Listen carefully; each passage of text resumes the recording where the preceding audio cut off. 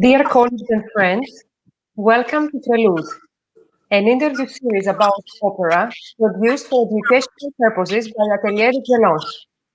The current episode is supported by the dynamic online music platform Music Matters 2020 with Jason Tramm.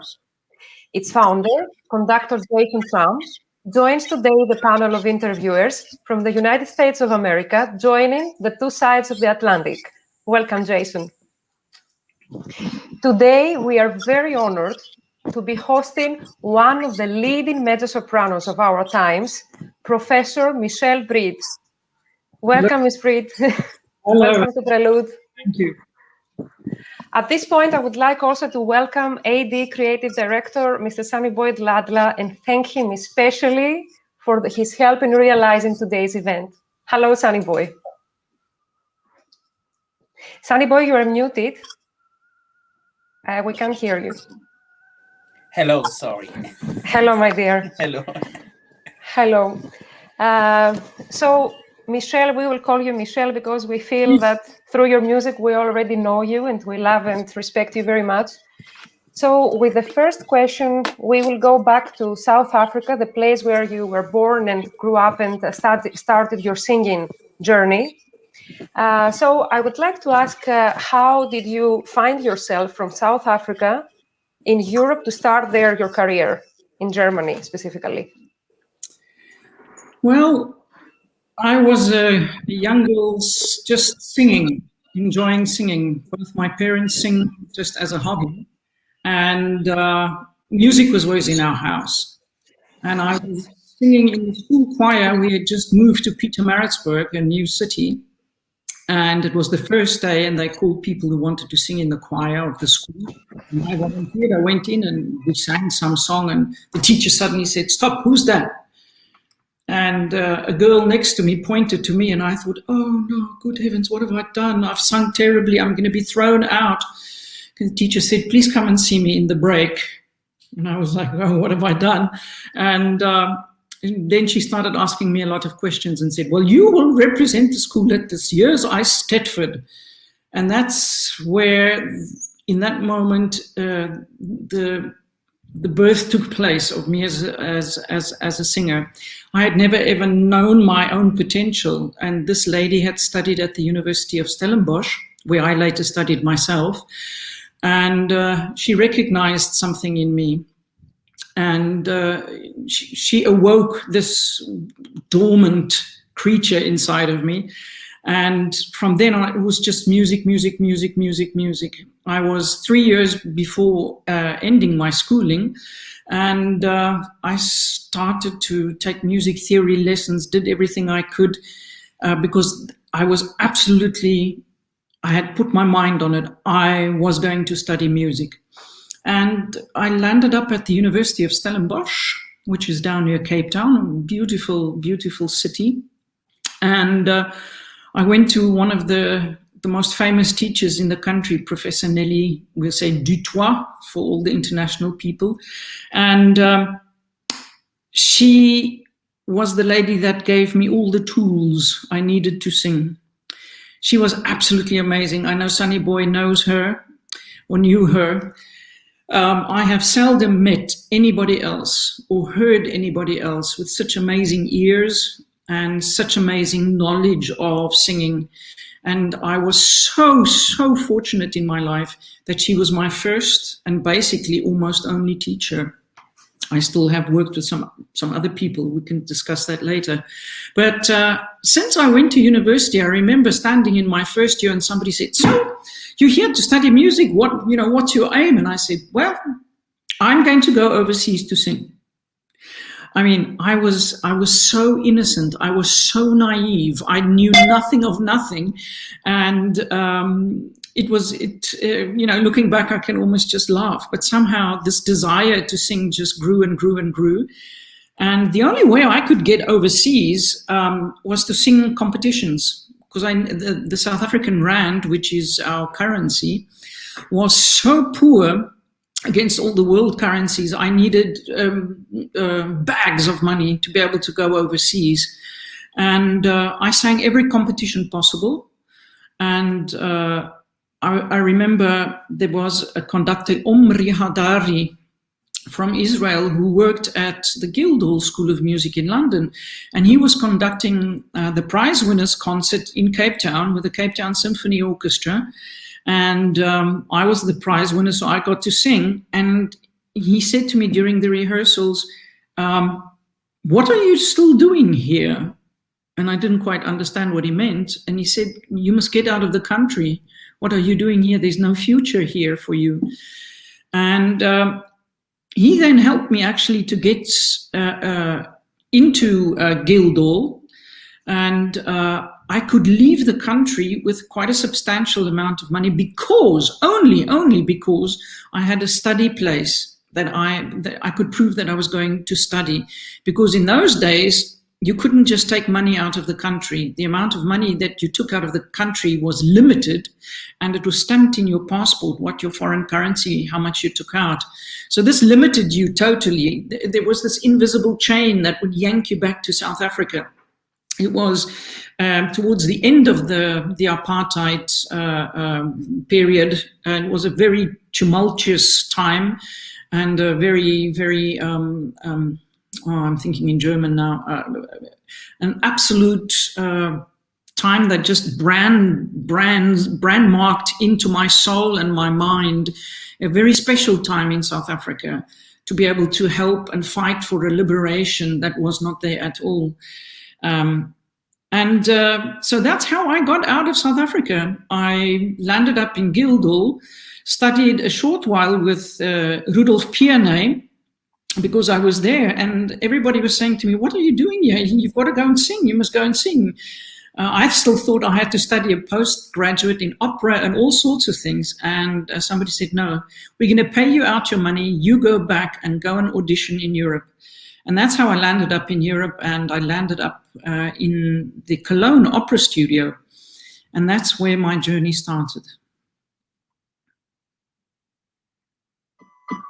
Thank you very much, Michelle. I think the next question connects very well with the point that you left us in the first question. So, as a South African, you were required to have an artist visa in order to work in most of the countries. What was your experience with the immigration system, especially in the initial stage of your career in Germany? Were you allowed to go and sing everywhere? No. I found this out the hard way, or with a shock. I had just gotten my first engagement as an ensemble singer, part of the ensemble in Braunschweig, which is close to Hanover, where Sonny Boy is busy singing, I believe. And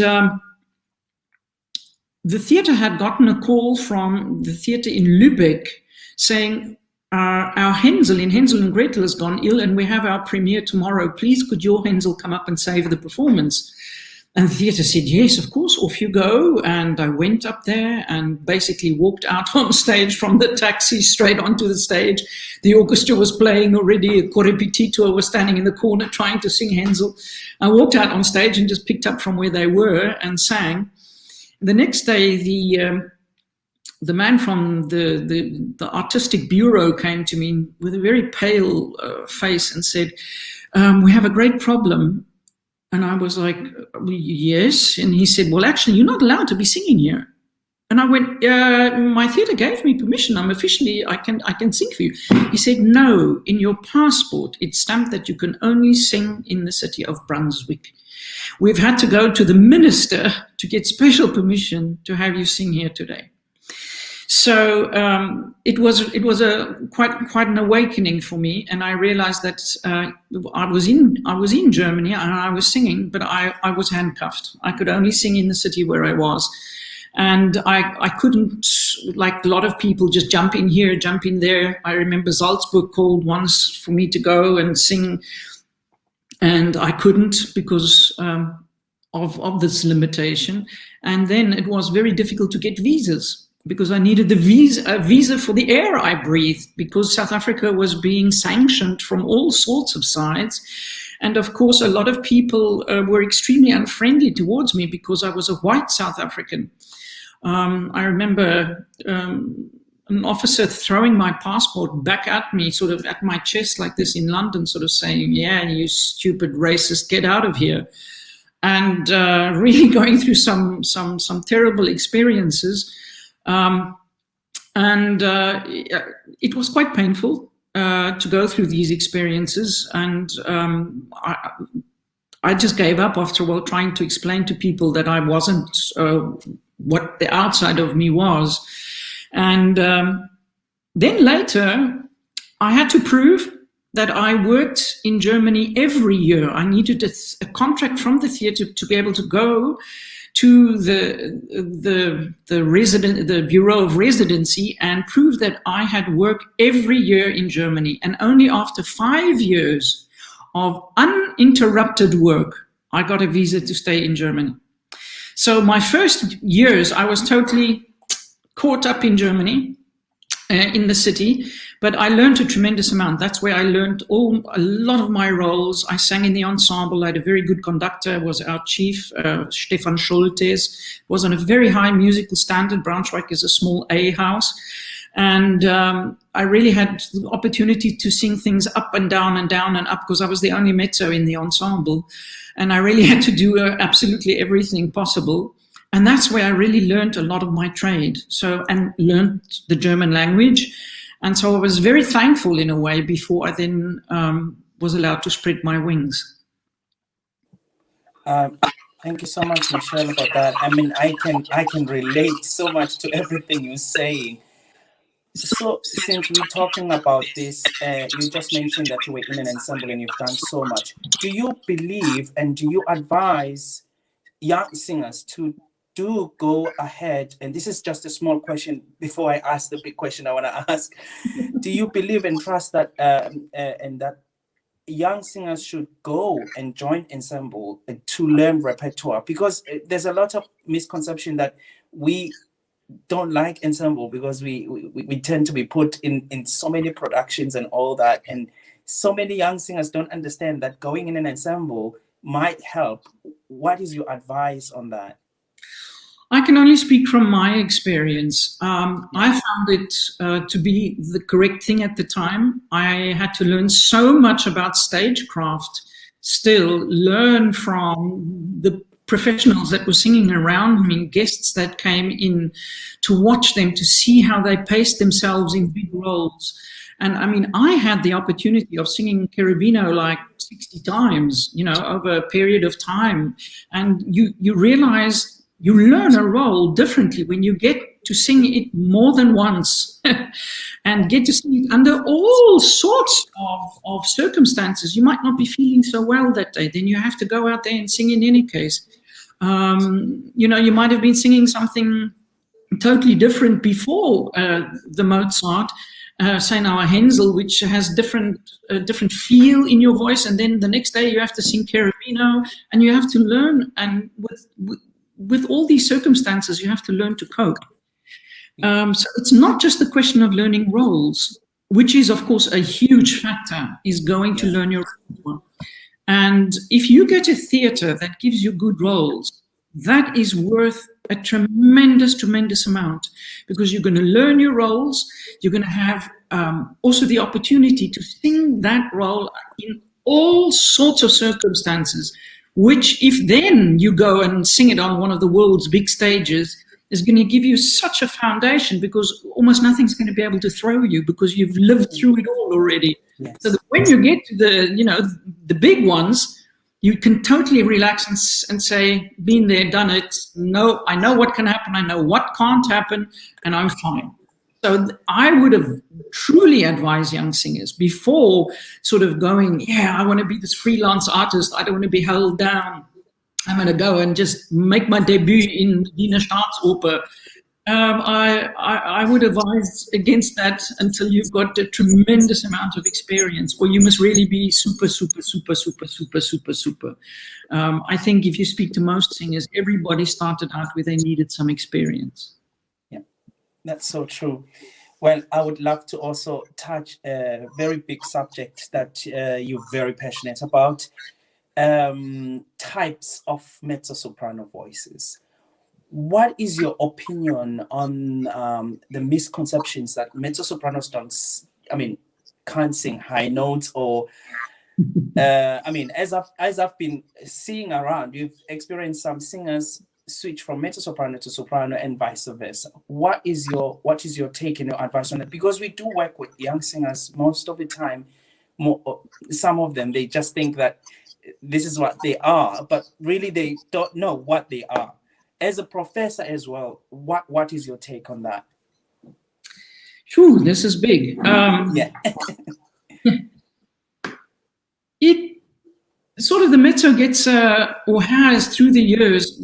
Lately, it's maybe a little bit different. I'll explain why. But through the years, the mezzo, especially in ensembles, you were sort of there. Like, look, when I went, my experience was I was the only mezzo, so I had to sing things that weren't maybe exactly suitable, or what I felt was sort of like really the juicy part of my voice at that moment. I had to sing something, and then like in let me see, Tchaikovsky. I can't think of it now. Sorry. Where it was so low, and I thought to myself, I'm groveling in my socks here. No, this is where I don't feel my voice is really at home. And you have to sort of sing everything. You have to sing everything from coloratura to all the Mozarts, to Rossini's, to everything. You just have to be sort of Mädchen für alles, like the Germans would say.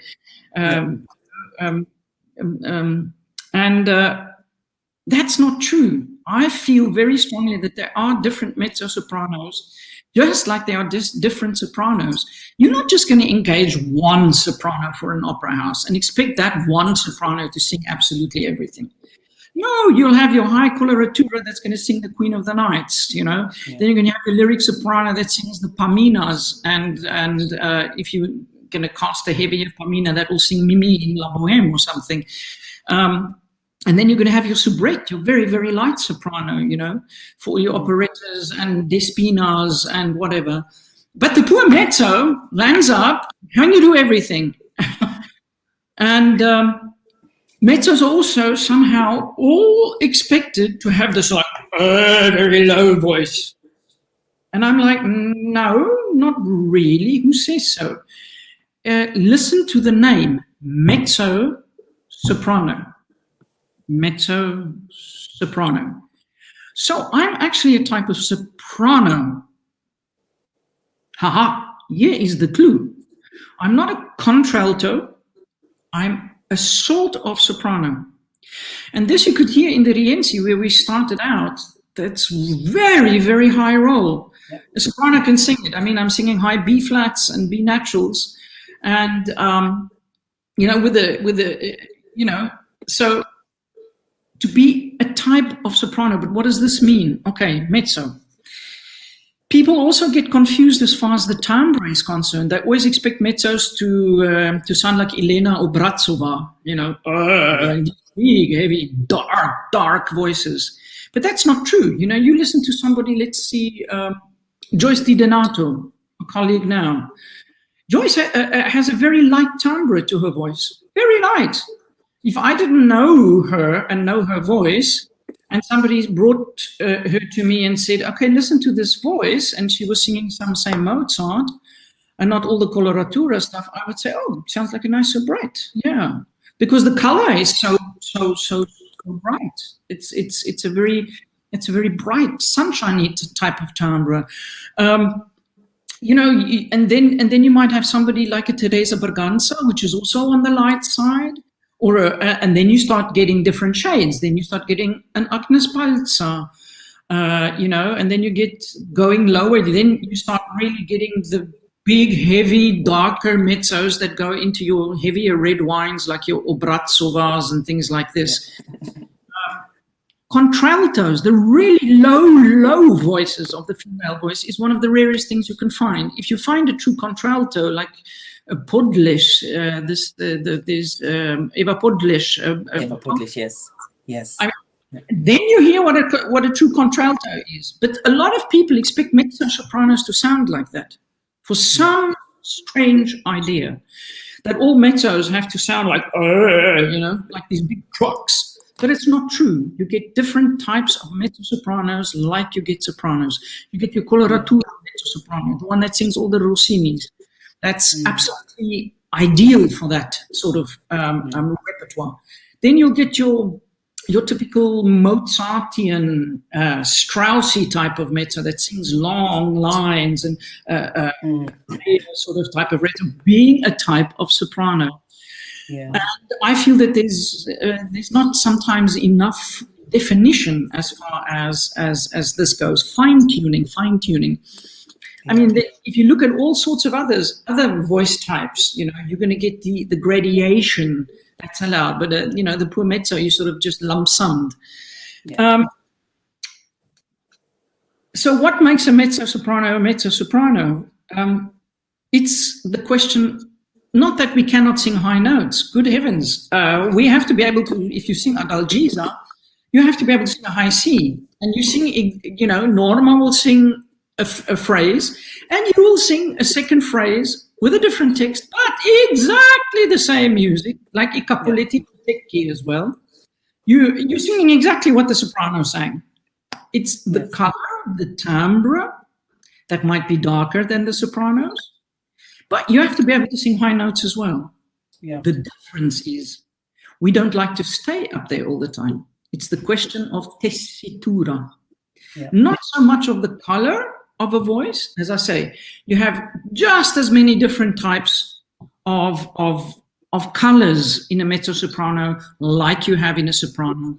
The thing is, we like our tessitura, where the time where we sing the most in an aria, in the part of our voice where we sing the most in an aria, that is where the tessitura lies. And I was talking to Urmana once whilst I was in Bayreuth, and she'd come up from mezzo and she had changed to soprano. And we were playing golf, and I was saying to her, Violetta, but you say you trained as a mezzo-soprano, but I mean, I just heard her as Kundry and stuff like this whopping voice with these amazing high notes and things. And she said, yes, no, I'm singing soprano. I said, but how are you coping? How are you feeling? And she said, well, I just count how many high G's I have to sing. And, and I was, okay, all right. So you're saying a mezzo shouldn't be singing too many high G's in an evening. The centering of where the aria is seems to be lower. And that, for me, is the big criteria. First of all, is where your voice is going to sit the most comfortable. You might have very, very high notes, and you might have very, very low notes as well. But the tessitura, that is the thing that's what fuck. Because there were people that used to say to me, oh, come on, Michelle, you're just a lazy soprano. Just go out there and sing, you're just a lazy soprano. But singing roles like Rienzi, like the Adriano in Rienzi, that really absolutely showed me, no. It was way too much hard work. Yeah. If I was a natural soprano, I would be staying up there, enjoying life up in the stratosphere. I enjoyed it every once and then, but I was so happy when I could. Yeah. So that for me is really the biggest thing whatsoever. Yeah. And this is with young singers, I tend to not want to classify their voices at all. Classification is something you can absolutely wait for, because you usually get an instrument that is still so young, and you have to first see where that instrument is going to go. If you're just going to classify, somebody's got a very dark timbre, you're a mezzo. You might be totally wrong. It might be quite a dark sounding soprano. She might have high notes forever. And so I tend to be very, very careful in classifying voices just because of the timbre they have. Of course, your passaggi will tell you a little bit more as well, but also the fact of where the voice sounds comfortable. Does it sound comfortable singing a higher tessitura or a slightly lower tessitura? And I think that's very, very important. And you can wait with that. whilst you're studying. Absolutely wait with that. Sing repertoire that's within your range. Sing repertoire that's not going to, as I say, have too many of that where you're feeling you're having to stand on tiptoes the whole time. You're not feeling comfortable. And your voice will show you as a young singer, your voice will show you as you exercise, as your voice grows while you're studying, your voice is going to show you where you're going to go and what you are. So first classifications, just by listening to a voice and sort of listening, I find very dangerous. So everybody that studies with me first for a long while is a female voice. Awesome. That's just a beautiful answer. Maybe just to add on something small, Michelle, did you always, because my God, you made the German repertoire sound so easy. Did you always feel at home when you sang German than Italian? This is just a personal question. Because really, because also you've sung in Bayreuth so many years, so many times in the Wagner repertoire, and one wouldn't think that you will sing in Bayreuth for so long because you are a light soprano. For Norma, Mezzo-Soprano, for Norma, we will of course think of you. But Wagner, I was just like, oh my God, when I was listening to him, like Wagner and Strauss, I was like, she makes everything so easy. And for me, I always find German difficult. But what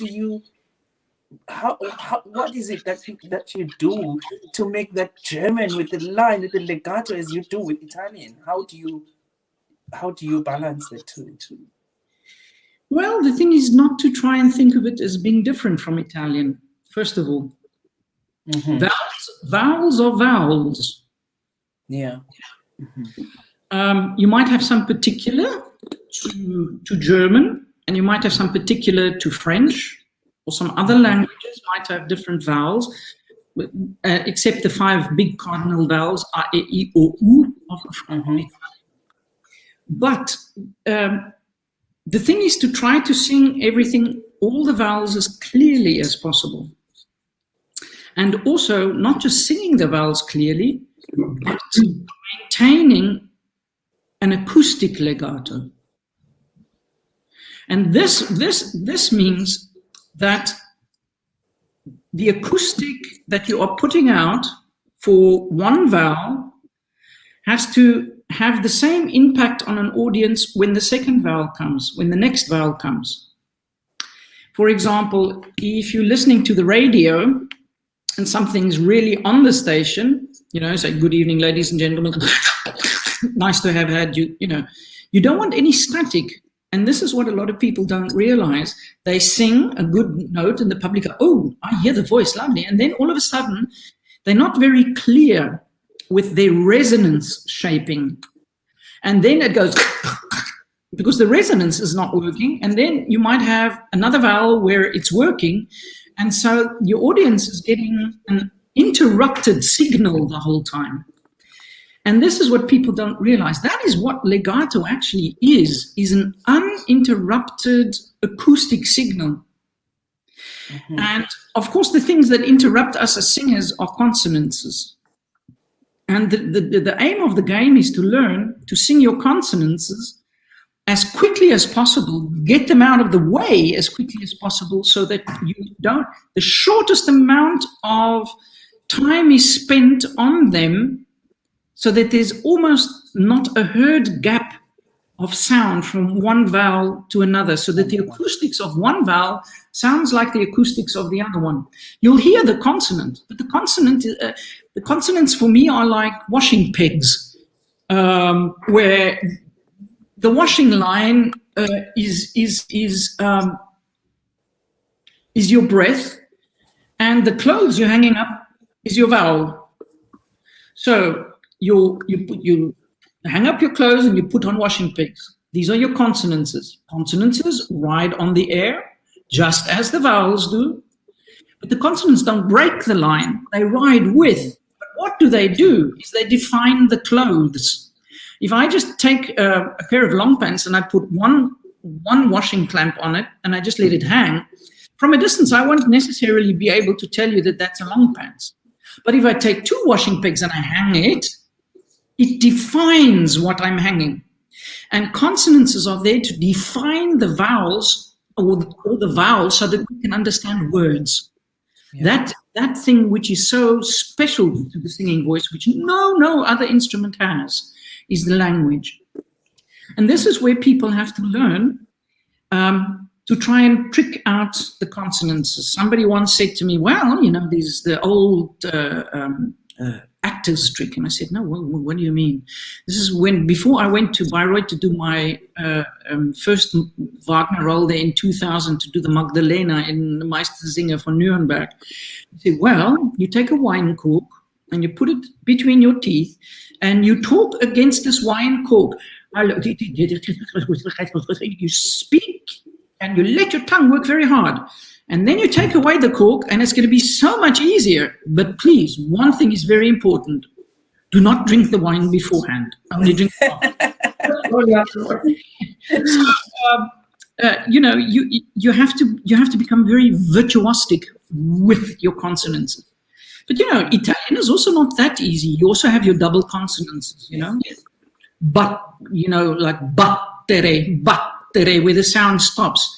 But you have to know exactly how loud to sing that double T so that it's not going to be a hole and you're going to be able to have this continuous sound that goes.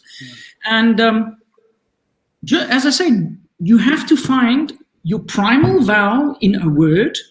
Mm-hmm. You have to stay on that primal vowel as long as you possibly can.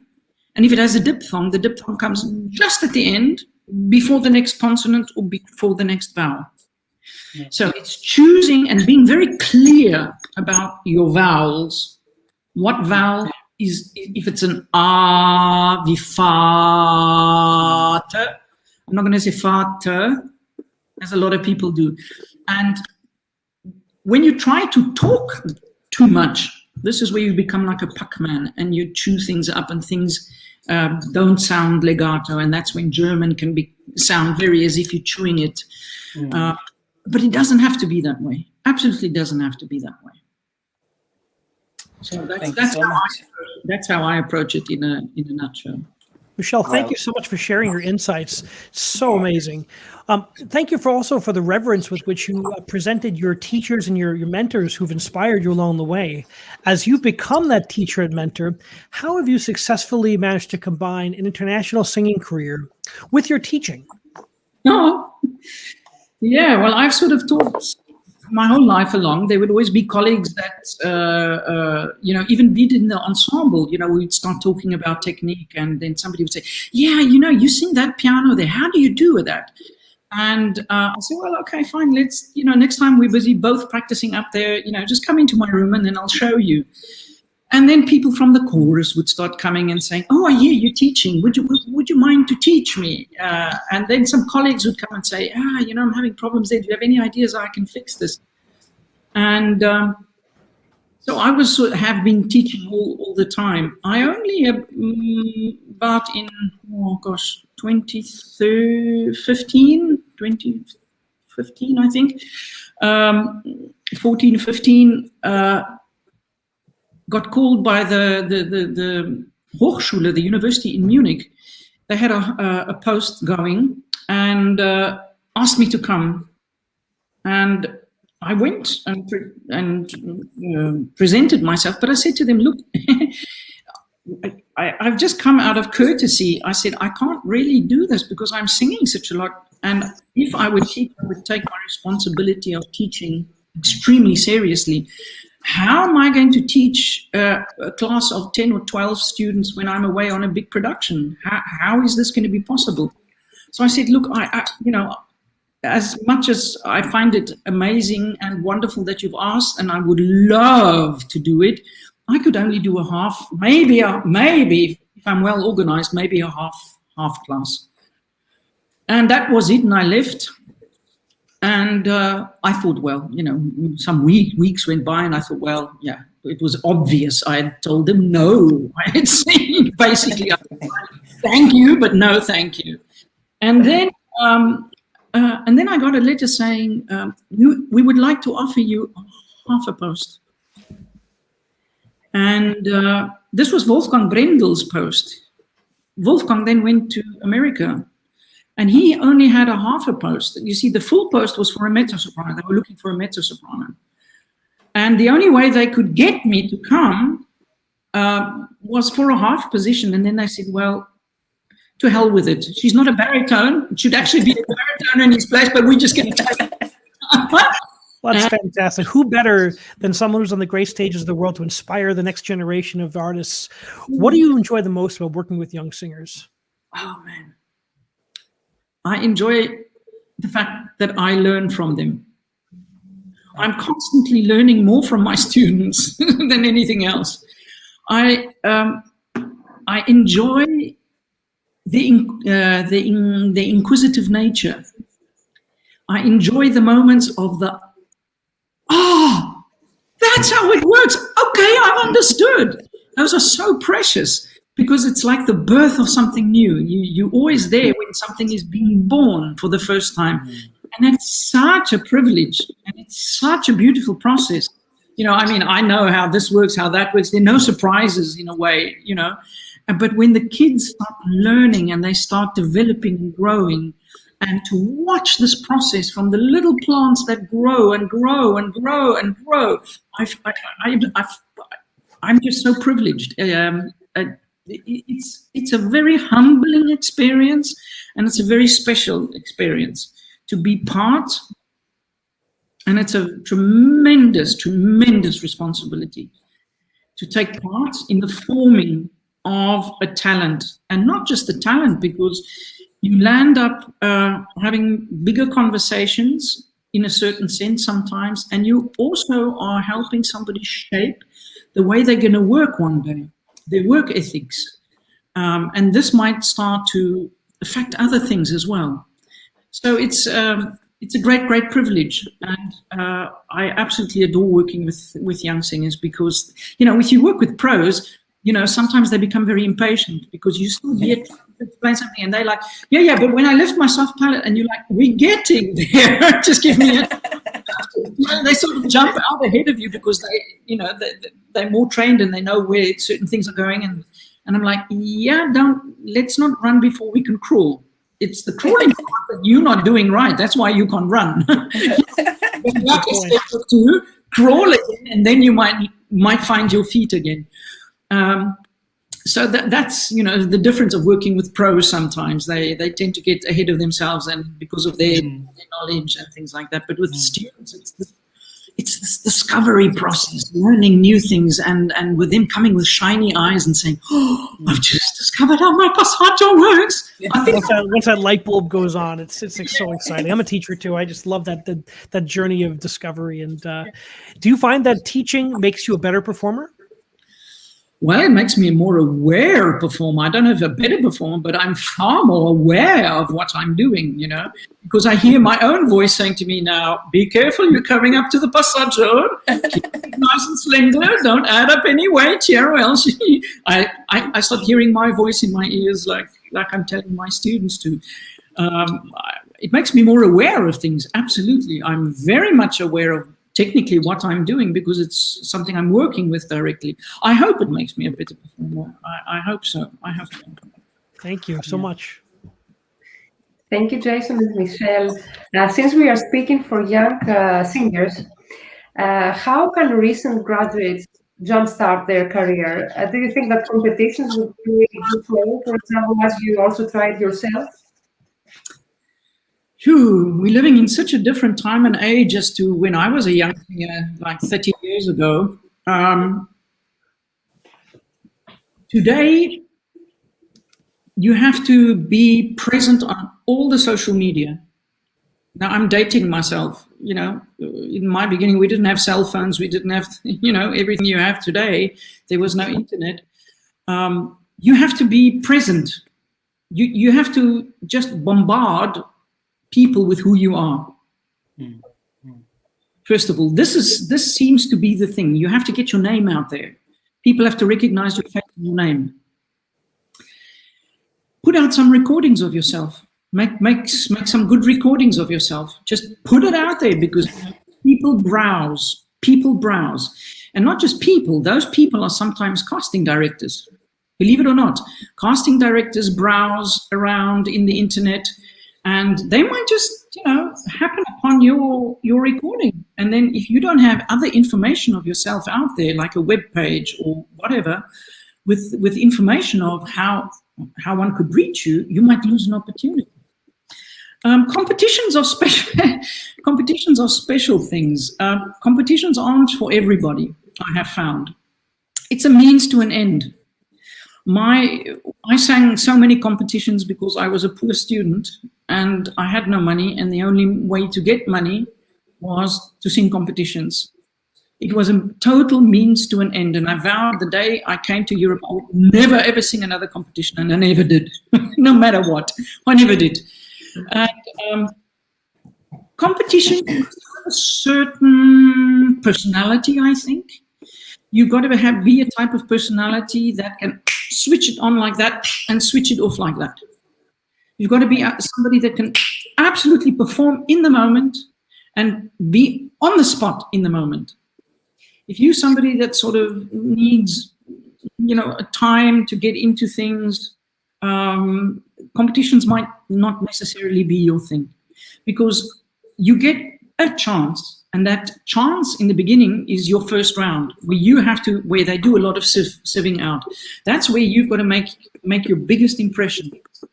And you've got to be able to coordinate your stage personality, your charm, your charisma, if you have some.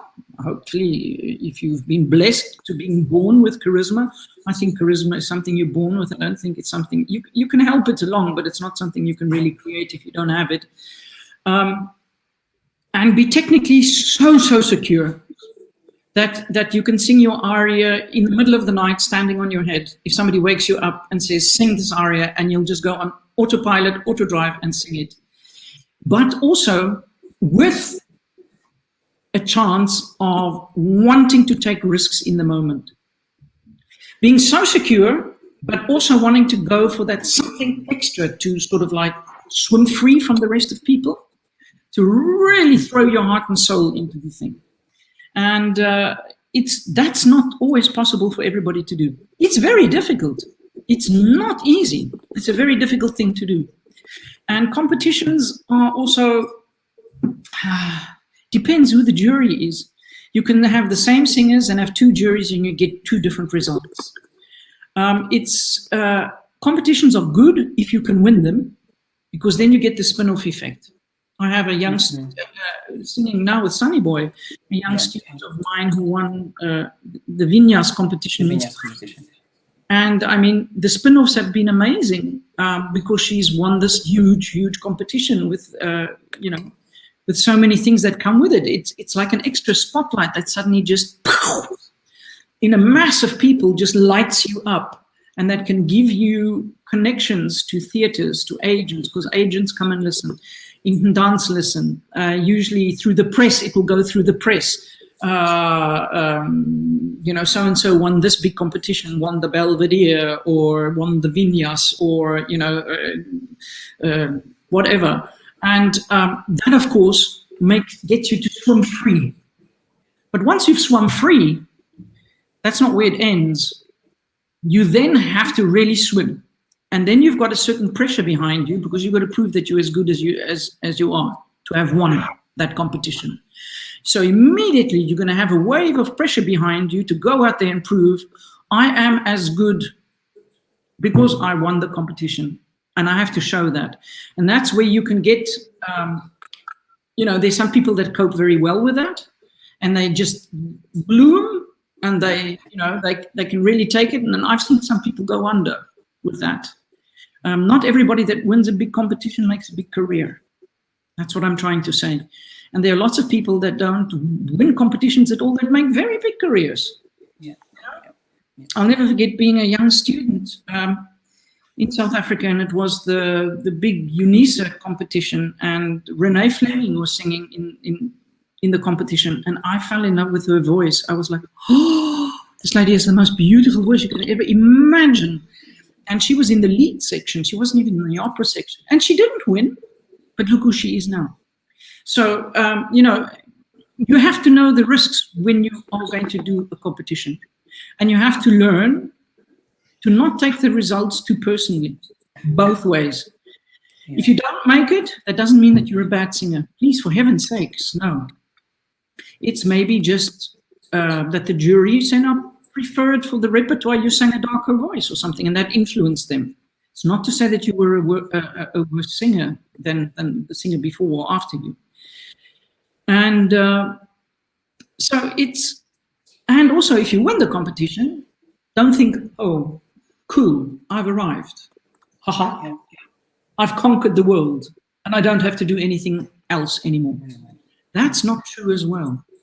So saddling up to go into a competition, you have to be very aware, I feel, of these various factors so that you can arrive on the other end with a heart and soul and ego intact and not feel like you've been picked on by the crows and been totally disseminated, and pulled apart, and you have to sort of like pick up the poor little me that's like a dot of blood on the floor, and try and get yourself going again because it was such a terrible experience.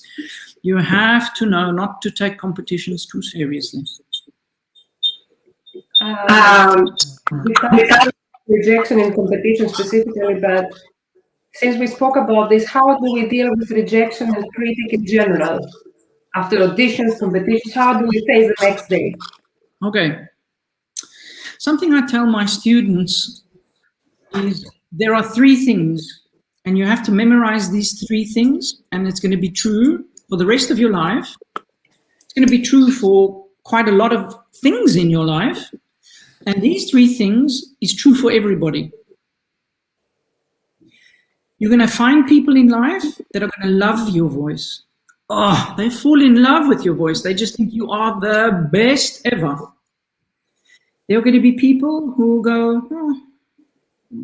neither here nor there. Okay.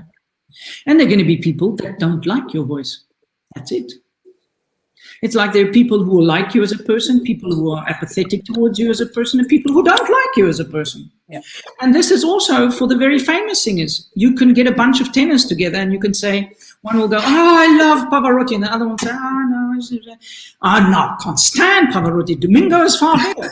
So you see, we're talking about world famous people now, or actors, or, famous pop singers. These 3 factors is a fact of life. Get used to it. And the quicker you can get used to the fact that those 3 things are going to accompany you for the whole part of your life, the easier it is for you to feel more comfortable within yourself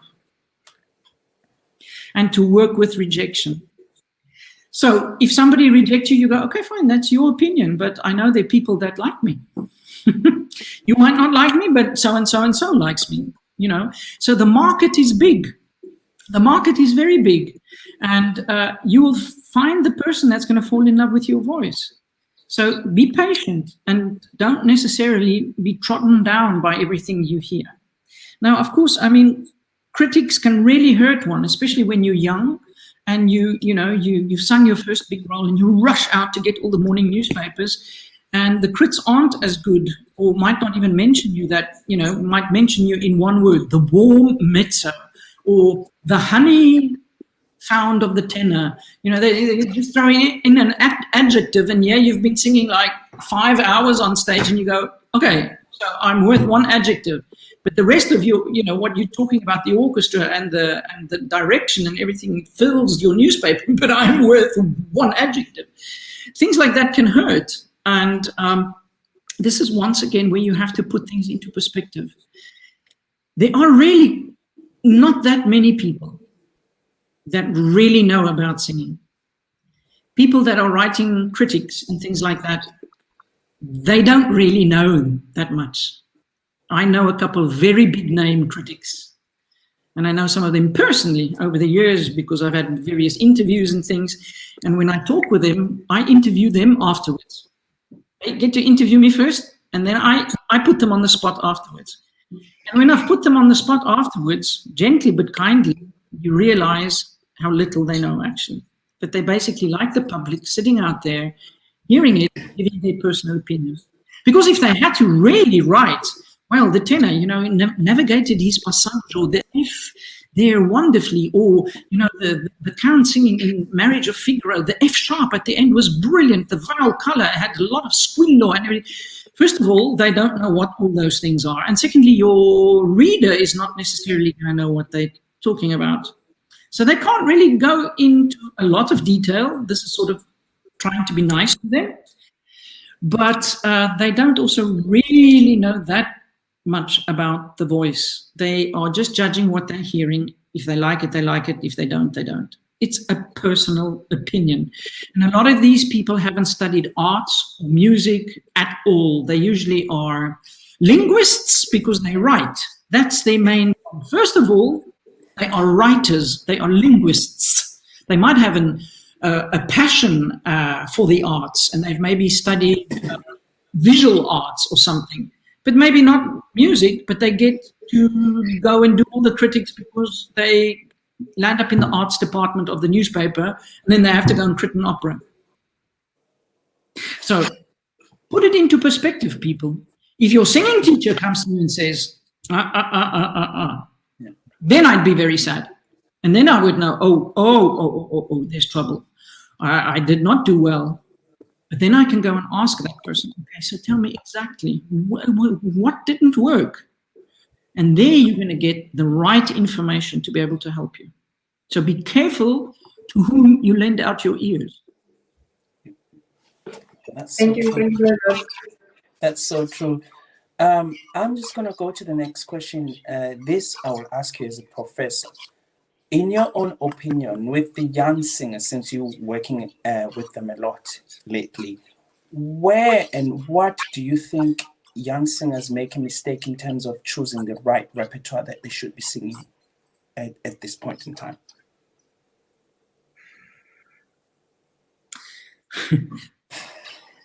First of all, it's a question I think often they fall in love with the most wonderful music. They fall in love with the pieces. And usually the pieces we fall in love with are usually the big famous arias from big operas. So everybody's like, oh, I want to sing that. Oh, I want to sing. This is so beautiful. I want to sing Che Gelida Manina. and because, oh, the melody, oh, I get goosebumps all over. Oh, it's just so wonderful. Then they don't know their own capabilities as to what is needed in the aria. They tend to overshoot the mark very often as far as being able to judge where their capabilities are and what they physically can sing and master at a certain time.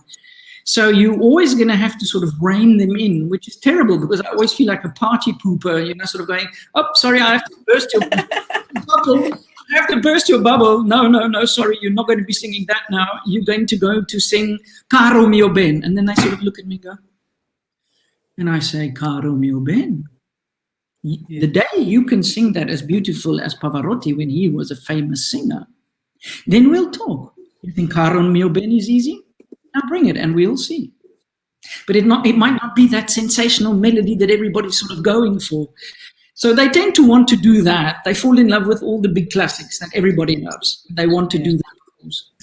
Secondly, they will sometimes come, say somebody comes and sings Gilda's Cara Nome. Then I will listen to this person, say now at an examination at the university or something, and I'm going, okay, or a student brings it to me, let's put it this way, and I let them sing it, and then I go, okay, did you listen to the opera? Then usually there's an embarrassing silence because I haven't listened to the whole opera. And then I go, well, as Gilda, you know, in the last act, in the storm scene, I say, that's very dramatic. I said, so if you sing Gilda, it's not just this light aria in the beginning. You have to be able to sing the whole role, plus that big dramatic singing over full orchestra. Yeah. And that's where you have to cast yourself from. So don't think, oh, I can sing Cara Nome now.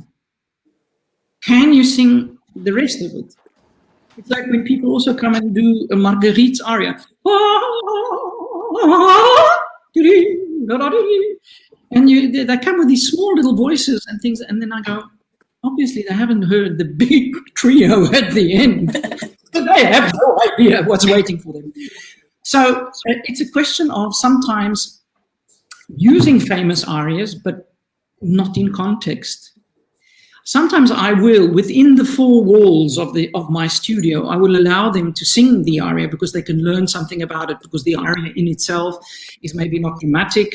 The aria will teach them maybe coloratura or something like that. But if they're going to use that aria or want to use that aria for an audition, I say, no. You have to sing arias at auditions where people can cast you immediately in the role. Yeah. That's very hard because it's very hard to find repertoire sometimes. And, but what's the use? Somebody goes to sing a Marguerite with a very small, light voice and they're actually looking for a real Marguerite. And, you go and audition for the role, but you don't know what the whole role really requires. And this is where young people get themselves in trouble. That's been my experience. Thank you. Thank you. When did you start to make the transition to the Wagnerian repertoire that you've become so greatly acclaimed for? And how did you know it was right for the voice? It was a mistake. It was a mistake. People that know me from university days absolutely burst out laughing when they heard this, that I was going to sing Wagner, because I was a love-hater of Wagner. I adore his music, absolutely adore his music, but I loathe the way it was being sung. I was like, these people just stand and bark. They don't sing. There's no legato. I can hardly hear what they sing. It's just a big noise the whole time, and usually wobbly voices. I was like, no ways. Wagner? Forget it. Bring the Italian bel canto. There you have to sing and prove your salt. Well, so how did I land up singing Wagner? As I said, it was a mistake and a joke. I've been told this, so I don't know from first-hand experience that it's true, but I was told this, that somebody heard me, I don't know if it was the Wagners themselves or Christian Thielemann, had heard me on the radio singing a Schubert song recital. And from this recital, they got curious about me and invited me to come and sing an audition for the Magdalena in Meistersinger. I was lying down on the couch one afternoon. I was in Innsbruck, where Brigitte Fassbender, the famous Mezzo-Soprano, who was a great mentor and friend of mine, was the intendant, and I was visiting her. And I had come from somewhere, I was probably singing somewhere, and I'd come in, and I was lying down on the couch. My telephone rang, and I answered this. And the agent was speaking and was saying, yes, Magdalena in Meistersinger for the Wagners. And I said, yeah, okay. I was still half asleep. I was not realizing what was going on. Dream. So I walked across the road. And said to Brigitte, with great astonishment, I said, Brigitte, I've just had the weirdest phone call. I said, I have gotten a phone call that the Wagners want to hear me in Berlin with Magdalena from Meistersinger. And like with 5 million question marks going, come on, this is a joke. I'm no Wagner singer. And she looked at me and she said, that's your perfect role to start with. Yes, absolutely. Well, take us backstage at your Bayreuth debut. What did it feel like to sing in that great theater and that repertoire? What was it like? Okay, let me tell you, making my debut with the role in Mecca for Wagner, I was so innocent. I think I just didn't quite realize where I knew where I was, but in a way I don't think I really understood where I was and how big the significance of actually singing this repertoire there was. I don't think I actually understood it. I was then told they needed somebody that could enunciate extremely well, because Magdalena has a tremendous amount of words to sing.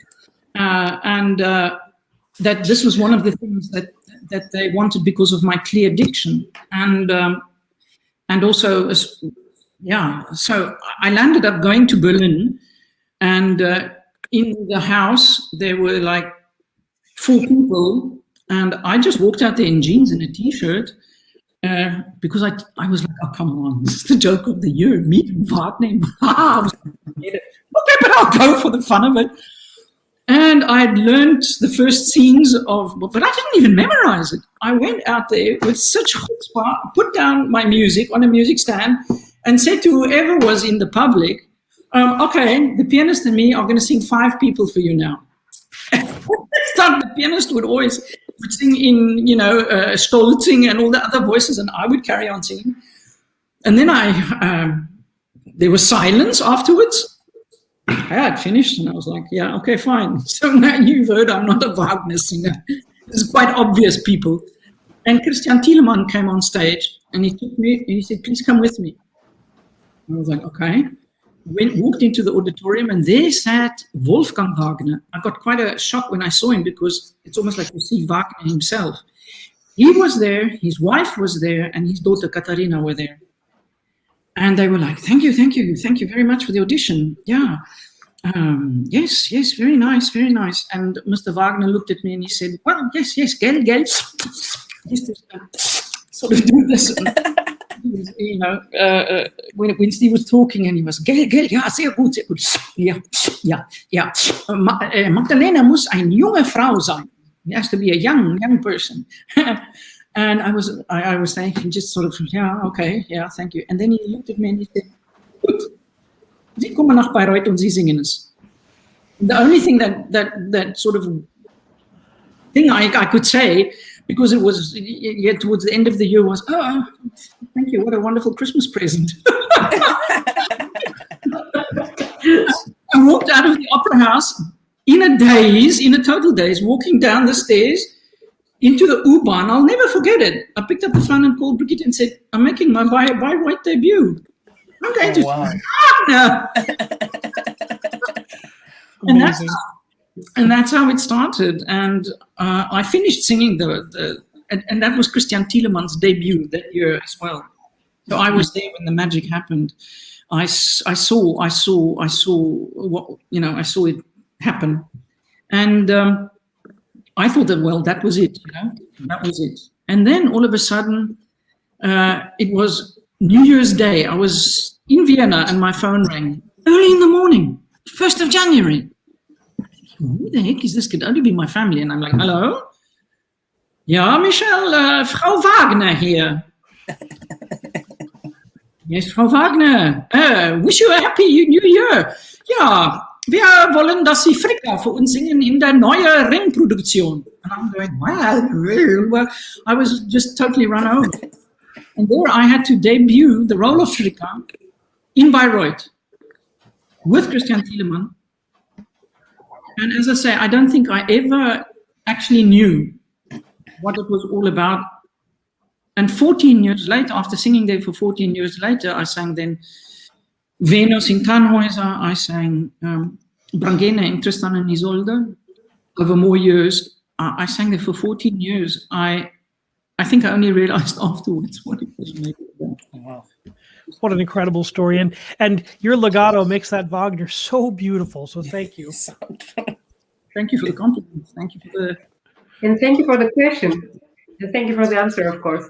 So you already mentioned a very, very special person in your artistic life, Kammersängerin Brigitte Fassbender, which has been a long-term mentor for you. Our question is, how did you get to meet her in the first place, and how was like working with her? Well, this is quite a story as well. As I say, sometimes I have to pinch myself because it sounds like a fairy tale. Whilst I was engaged in Braunschweig, the head of the opera had said to me he had a dream that he wanted to send me to work the role of Octavian, just to go and study it with her. And I was like, oh, thank you, that's so kind of you, brilliant, wonderful. And then he suddenly became an intendant in Oldenburg, a city up in the north. And I was like, okay, that's it. And it wasn't when he was there, he wasn't there a long time. And then he called me up and he said, look, I want to engage you as Octavian to do your first Octavian. and the director is going to be Brigitte Fassbender. I was like, oh, good heavens. I knew who she was. Absolutely. As a mezzo-soprano, I knew who she was. And I was like, okay. And the day of the first rehearsal, I was so scared to sing those Wie du warst, wie du bist. And in front of the iconic mezzo-soprano for this specific role, Octavian. Mm. And I think I was a mess. I think I was so nervous, and I was absolutely in my mind that she was going to find me wanting for the role, that I wasn't tall enough, that I was too small, that I wasn't thin enough, that my voice wasn't beautiful enough, that, I mean, I was just about all the negative thinking like that you can do to yourself. I was, you know, for me that was like, that's it, you know, how is this going to be possible to sing something like this in front of this person? Mm. And she has a very formidable presence. She has an authority that sort of comes out. She has this low, rumbling, speaking voice. And, you know, I was getting all smaller and smaller. But she was very encouraging. Wasn't over enthusiastic or anything. And I went home and I said to my mom, I think she hates me. Totally. And my mother just said, well, just, it was your first day. Give it time. And as time went on, of course, we all found our feet and started enjoying the process and just loving how wonderful of a director she was. And we were just chatting away. And I said to her one day, as we were walking, I said, you know what? I think you're going to be a fantastic intendant one day. Wouldn't you want to be an intendant maybe one day? And she says, well, you know, I'm actually thinking about stopping my singing and doing more directing work. And I was like, oh, okay. And just left it at that. I returned to Braunschweig, and the intendant of the theater had left because there was some scandal whilst I was away. He left. So the conductor, the chief conductor, was left in charge of the opera house. He called me in and he said, I have a straight question to ask you. How was it like working with Brigitte Fassbender? And I said, yeah, why? He said, yeah, you know, we're supposed to be doing Idomeneo, and the previous intendant wanted to actually bring her here to do the Idomeneo so that you could sing Idamante. And I was like, yeah, but I don't think the opera is going to work here. I don't think our chorus is good enough. We need double choruses and blah, blah, blah, blah. And I said, well, she's fantastic. I said, just from a direction point of view, she's a singer's dream. I said, but she's not old-fashioned. I said, wow, she has amazing insights and things. And I said, but she was brilliant. I said, I think she has the potential to being a director of a theater, an intendant. And it wasn't long after that, I got a phone call from Brigitte's secretary and said, we need a hotel in Braunschweig. I said, are you going to Braunschweig? Yes, we're driving through and coming up, and it would be nice to see you. And I'm like, yeah, fine. And they came up to Braunschweig, and he interviewed her, and he said to her, yes, the job. You can be the director of the opera house.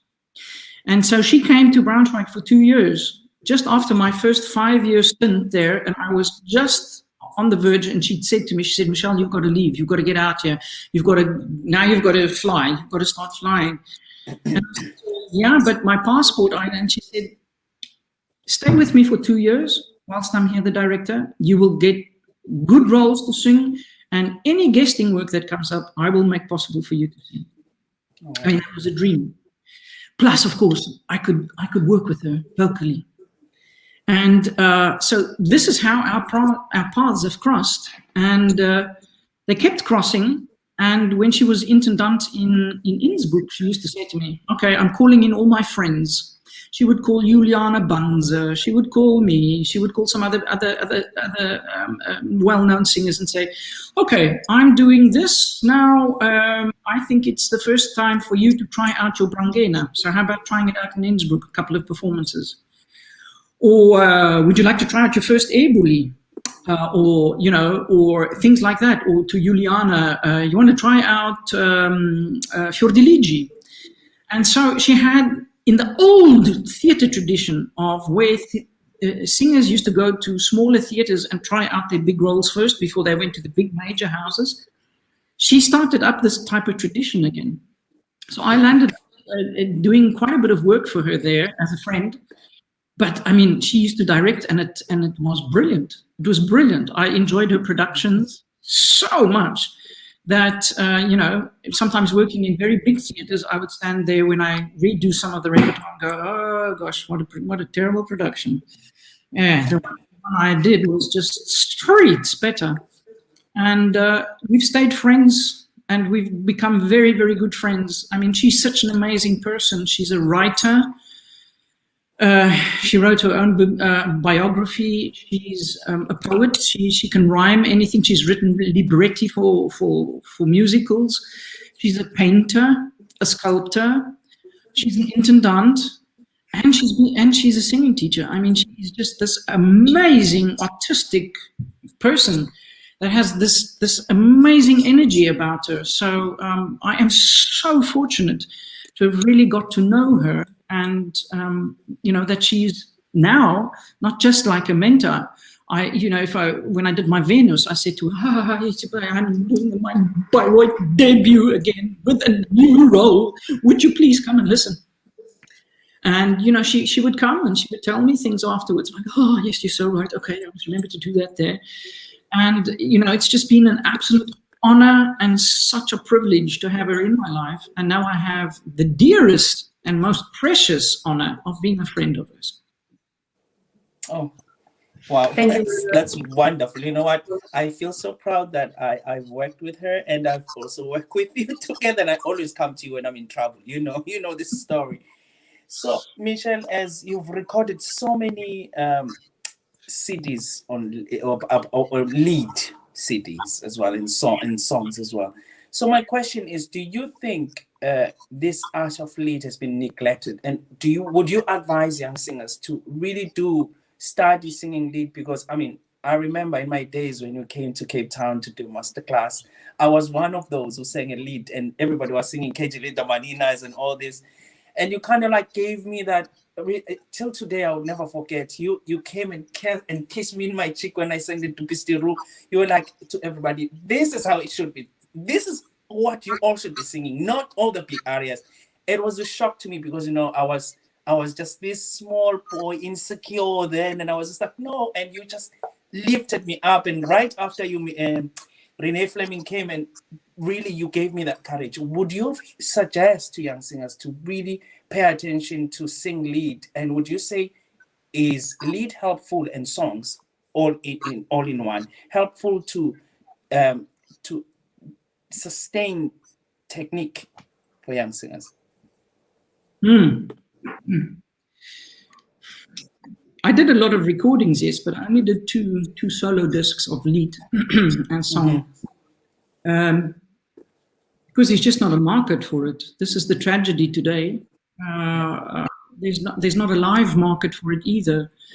I speak to, you know, Brigitte says to me, she says, oh, it's such a pity. She says, when I was young, she said, I could sing in every little town hall, and there would be an audience, she said. People would come. They would come in the smallest little town. They would know their Winterreise, and they would come and sit and listen. Today, that's, of course, all gone, because I think hugely because of the internet. People sit and surf at home. Nobody wants to go to a song recital. People have become too impatient, too fast to sit and really listen to a Goethe poem and to analyze the poem. You know, it's like if I had to say to people, okay, you're going to go and listen to Shakespeare now. You know, most people say, no, hard work, no. I have to engage my mind. And people, you know, we're so used to just being fed everything. you know, over the internet. You don't have to think anymore for yourself. So going to sit in a song recital asks a tremendous amount of an audience, asks a spiritual and intellectual participation, and people aren't used to and aren't prepared to do this anymore. And this is the great tragedy. So that's where elite is now. Unfortunately, it's only like really very big names, say like Renee or somebody, or you know, yeah, that can Thomas Hampson can sing things like that. It's basically just like the very, very big stars that sort of do recital work. And the others of us that do recital work are just very happy that we are allowed to. Lied is my favorite, of course, I mean, I adore opera, but Lied is sort of my passion in a way, because as a singer, it's totally you. There's no conductor to say to you, this is my tempo, you follow me. Even although musically and artistically, you are totally wanting to do something different. You can discuss it with him. But, you know, as the maestri go, they usually want their way, and that's the way it's going to be. There are very few conductors that will actually go along with the singer or listen to what you have to say, really seriously. So you don't have a conductor that's telling you what to do. You can truly live out your musicality and create the music yourself. That's what the conductor does. You're your own director, because you have a story to tell. Usually songs are stories. They are stories. They are just short. They don't have the orchestra and the theater and the acting. They are stories, but have to be told within 2 pages, sometimes just 1 page. So you're your own director. It asks great vulnerability, because through your vulnerability, you have to show your costumes. You have to show who it is you're singing about. People have to be able to sense and feel that. And they can only sense and feel that if you can become very vulnerable yourself. That means that you don't build up a wall, that you really, really, really try and get out of the way. You see, it's very seldom you can do this in the opera. First of all, you're usually quite far away from the audience in opera, because you've got the opera pit, etc. You've got lighting, you've got makeup on, you've got costumes on. To really be vulnerable, you have to fight through all of that stuff first. Then you have to fight through the orchestra being too loud, mostly, and fight a tempo that's maybe not yours. And then you're going to try and still create something that comes from very deep inside. Those moments happen very rarely in opera. Those are the moments that you find speak to you of a very special performance. That's when things like that happen, and you can really be as a singer. Now, you have the opportunity in Lied to do this far more, because you are in control of so many more factors. But that's what makes it hard too, because you have nowhere to hide. You have absolutely nowhere to hide. It's you and your voice. Lied technically is the thing that keeps your voice absolutely on point, because you have to be able to do the largest dynamic ranges possible. You must be able to develop different colors. You must be able to use your imagination as a storyteller. You have to be the biggest storyteller out there in how you say a word. If you shape the vowel this way, if you shape the vowel that way, how you say a consonant. Your consonants are like herbs, like balsamico or salt and pepper. You know, your herbs are give you flavor, and that's something special in food. The consonants is the way you can use them in Lied, which gets lost sometimes on a big stage. Yeah, you just are, having to use the biggest form of it, because it has to travel so much further, has to travel over so much more. In Lied, you can literally bring your public and have them sit in your hand. And this is what is so special and frightening about song. But you have to be technically extremely disciplined to be able to sing lead, because you have to be absolutely master of your technique, and then capable of forgetting your technique so that you can tell the story. Well, thank you. Thank you both. We would like to go now to something completely different that concerns the private life of an artist. No. As we know, you managed to maintain a family life during all these years traveling and singing worldwide. How important is a happy family life for an artist in order to be more productive and creative?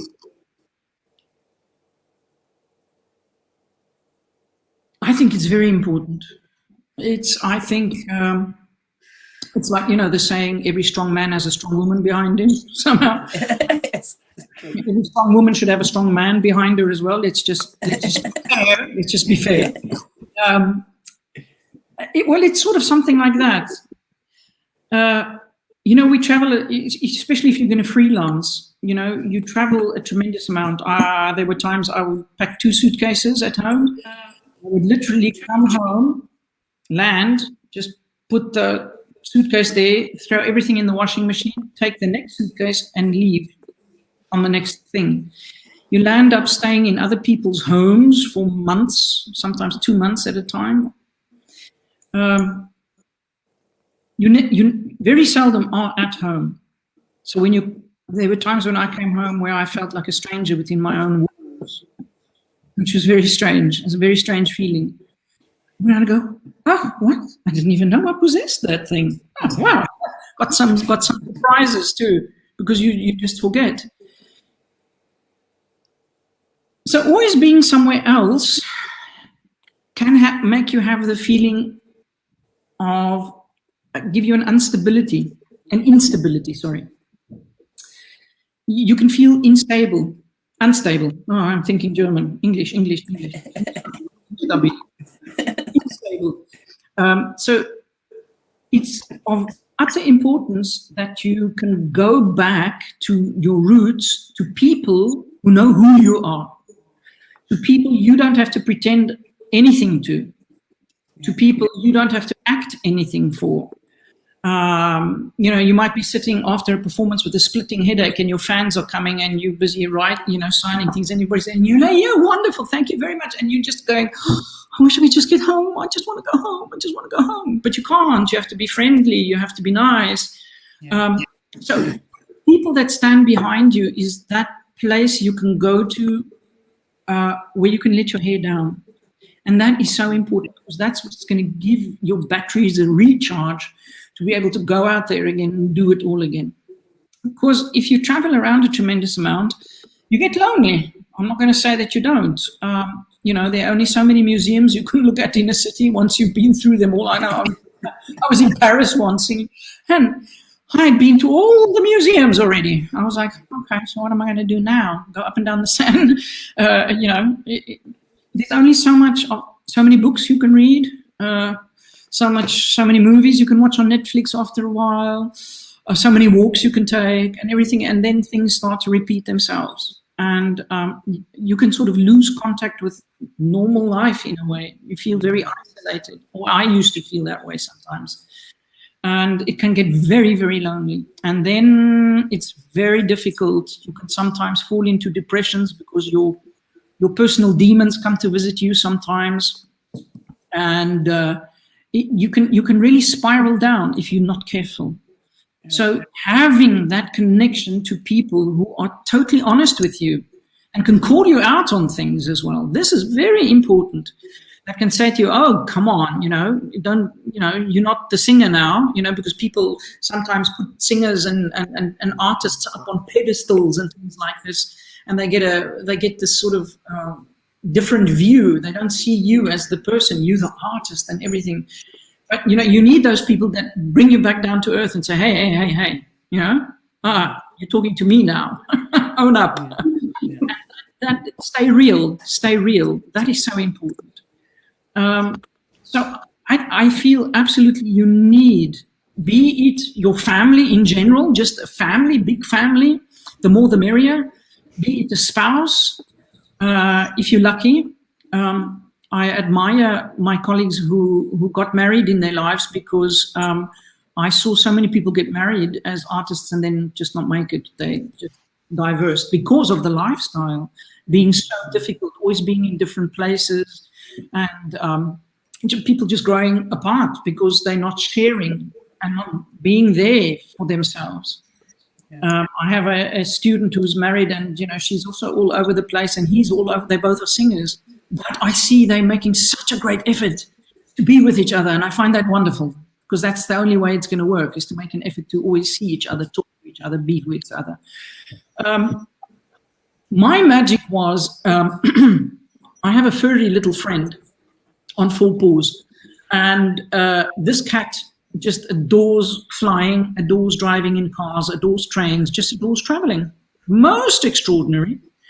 And my agency knew already. They would say, okay, hotel, is Henning coming along as usual? Book a hotel. And I'm like, yes, please book a hotel that's going to, take a cat. That's fine. And he would fly all over with me. He wouldn't fly transatlantic, of course. He would fly all over in Europe and things like that. He would be there, and he loves new places. Other cats, you would find them under the sofa, and then you'd have to coax them. Maybe the day you leave, they'll come out. I'm from under the sofa. He enjoys new apartments. His tail is up, and he's looking at this and looking at that, and sniffing here and looking there. So, and it's wonderful, because when I come back from rehearsals, he comes to greet me at the door. And immediately my attention is away from the rehearsal. Something terrible happened at rehearsal. Immediately I'm being greeted with a little human being on 4 paws that's there, that takes my energy away, my attention away from something that's maybe pulling my energy away from me. Something that, as you say, Sunny Boy, there's not always nice things that happen in theatre sometimes, and this can really weigh you down. And he can't, just there. And this little creature just there saying, total unconditional love. Yeah. And that absolutely helped me a tremendous amount. What's your cat's name? Henning von Gnomenwald. And his predecessor was Yeti von Ethiopia. And Yeti turned 19 years old. They both are Devon Rex cats. Nice. Very, very special breed. And adorable, both of them absolutely enjoying traveling and new places, which is very strange, because cats usually don't like to move around. But I've been fortunate to have my furry companions with me. For a private life, it didn't really work out for me to get married. Long relationships went in, broke up because it was, so when you're going to be back again? Yeah. And, it's hard. It's not for everybody. And also children in this job is very, very difficult. If you're going to have children in this job, have them early. Get them done and out of the way. This sounds very weird. Get them done and out of the way, because if your career takes off, you don't have time. You don't have time then. Yeah. Nina Stemmer, the famous Nina Stemmer, and a friend of mine, she also said, I'm so happy I had my kids when I was Festung in Cologne. She said, I had my babies, then got them out of the way. Because now it would have been, later when she started singing huge repertoire all over the world, it would just be so much more cumbersome and difficult. You need tons of money, because you're going to have to be slipping the kids with you wherever they go. If you're going to have homeschooling, you need teachers to go with you. You need private nannies and all sorts of things. It becomes very, very difficult. And, is it just going to be the spouse that stays at home and takes the brunt of things, and you're just going to be the visiting dad or mom? It's very difficult. It's very difficult. So it's not an easy lifestyle. So be conscious of these things. Don't think, being an opera singer, it's fantastic, it's wonderful. Yes, it is. It is wonderful. And I'm so privileged to be able to do this, sing and do this job. But don't forget the realities of life. There's a real world, and you have to live in that real world. Your real world is not the stage. And also think about the end of your career. Yeah. Start thinking about the day you're going to stop singing, because nobody knows what can happen. You might be in the middle of your career. There's some famous examples of colleagues that are in the middle and puff, something happens, they ruin their voice, and that's it. Then they fall into a big hole, because what then? They've tied up their whole identity of being who they are with being a singer. So always start looking for a plan B whilst you have your plan A. I know my friend Renee Fleming thinks very similar to this. Always have a plan B. Don't just have your plan A as a singer. I always was so fascinated with teaching since I was a student. My teacher once, when she used to go to Eisteddfods and things like this, she would say to me, "I'm going away for a week. You're going to teach the class this week." I was thrown in as a student already to teach very early. And I knew that teaching singing was a great passion of mine. So I was very lucky for myself to know I have my plan B is the day when I decide to, if I'm fortunate enough, the day that I decide to stop singing, I can say I'm becoming a teacher. I will go into that full time. That's my passion. But there are so many colleagues who just wrap up their whole identity in I'm the singer. And it's like the real world doesn't exist for them.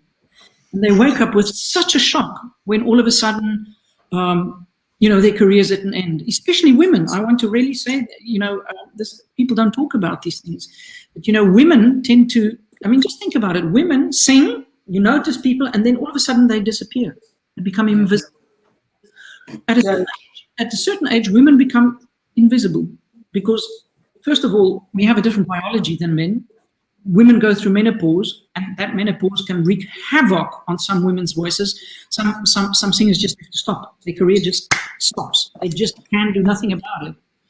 There are other people that sing through it, like Edita Grubarova, who managed to sing till she was 70. That's the exception to the rule. Men have a different thing. Men can sing far longer. Women can't and don't. As a rule, women don't sing that long. And so I've seen some singers that all of a sudden, they hit with something like this and their career ends. And all of a sudden, it's like, I'm a pensioner and I know what am I going to do? I have to live from my pension. I have to wait. What am I going to do? The day has got so many hours all of a sudden. Who am I? I don't have a public anymore to tell me who I am. There's nobody to tell me that they love me. There's nobody to, and people lose it. People lose it. Yeah. So it's very, very important. Please, it's really important. Give yourself another identity. Yeah. Don't be the singer. Be the person, first of all. You're singing. Yeah. It all sounds very wonderful and intellectual. Oh, I'm this artist and I'm this. That. Yeah. Be yourself. Just be a person. Yeah. The artist, it's your job at the end of the day. It's a job. I'm just being very pragmatic. It's a job. You're earning your living with it. Yeah. Yeah. Thank you very much for this advice. And I believe actually that the pandemic was a perfect opportunity to realize that being only this can be a very difficult situation for us. And it led people like Jason, for example, to start this wonderful podcast series, other people to cultivate another talent they had. So we should always look for alternatives. That is a brilliant advice. Yes, I can't emphasize this point enough, because I've seen so many colleagues be so disappointed and let down at the end of their lives that their life just stops. Look at somebody like Brigitte. She, as being a world famous singer, she stopped singing when she was 55. Early, and she didn't want to go on. She makes no secret of this. She was having a very difficult menopause, and she stopped singing. But she already was starting to do direction before she stopped. She was doing regie work. She was doing directions of operas. So she knew what her plan B was going to be in any case. Yeah. But so many of her colleagues didn't have that. They sit and do maybe a master class here and there if they're lucky. And some of them think that they can teach, and then they try teaching, and not every famous singer is a good teacher, and not every good singing teacher needs to be a famous singer. So yeah. Thank you. On your philosophical bent, what advice, if you can go back in time, what advice would you give yourself now if you can go back to the beginning of your career? Oh, good heavens, that's a question and a half. Oh, dear. To never worry about the future. I used to worry all the time. I had to worry because I left South Africa, I left my home country, I left my family, I left my friends. I came to a country where I couldn't speak the language at all. I looked European, but I have a totally different culture. I had to learn to fit in. And I had this anxiety always of having a job because of my passport and because of needing to have the papers so that I could just stay anywhere. Yeah. And that I had this constant fear inside of myself that it was only me looking after myself. I had to take care of myself. Of course, I did have to. That's true. That was an absolute reality. But then I learned you can't control the future. Yeah. The future is really something that's going to happen.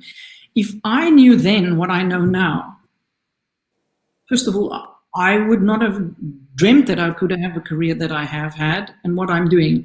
I don't think I could envisage it.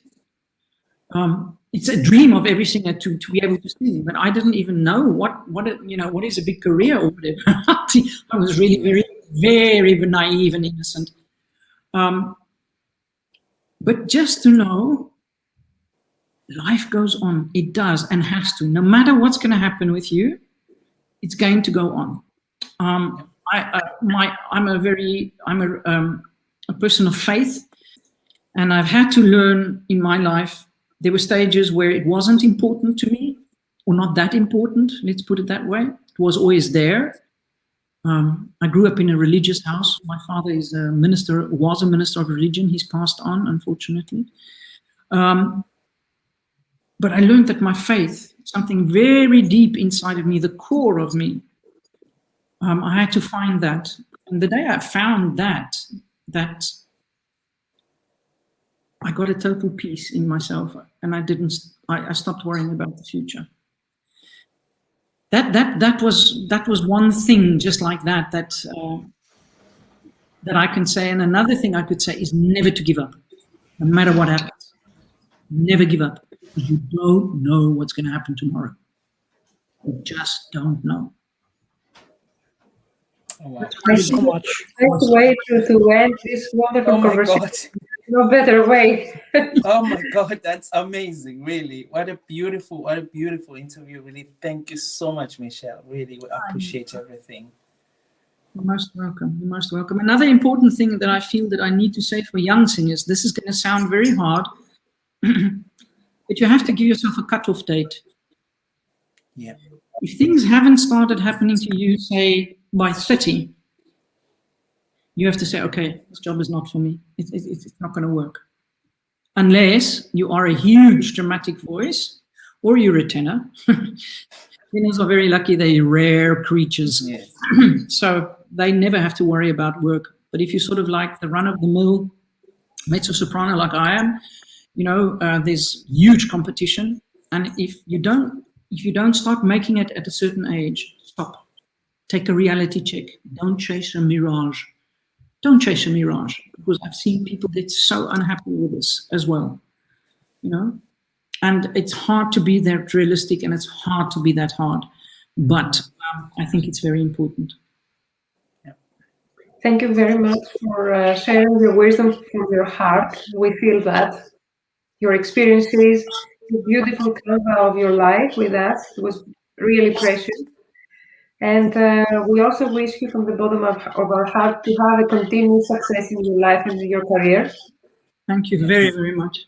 Really spreading your light and your knowledge to whomever listens to you.